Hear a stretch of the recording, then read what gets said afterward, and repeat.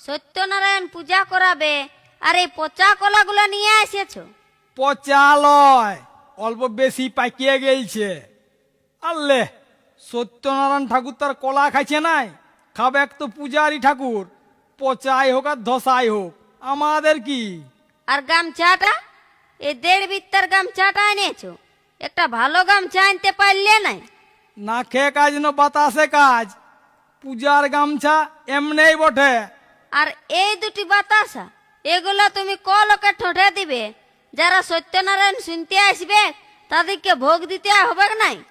আজ পূর্ণিমা, সবার ঘরে সত্যনারায়ণ, তোর ঘর বেশি লোক আসবে কেই নাই। আর যদি আসও না তো বলে দিলেই হবে, পুরান গেলছে, কোথাও না কোথাও ভোগ খাইলেই হয়েছে। এই দুটি পূজার জিনিস দেখে ঠাকুর ভালো করে পূজা করবে? শুন, জিনিস দিয়ে ভক্তি হয় নাই, বুঝলি, অন্তরের ভাব যায়। আভাল আভাল, ঠাকুর এসে গেলছে। আসে গেছে, আসো আসো আসো।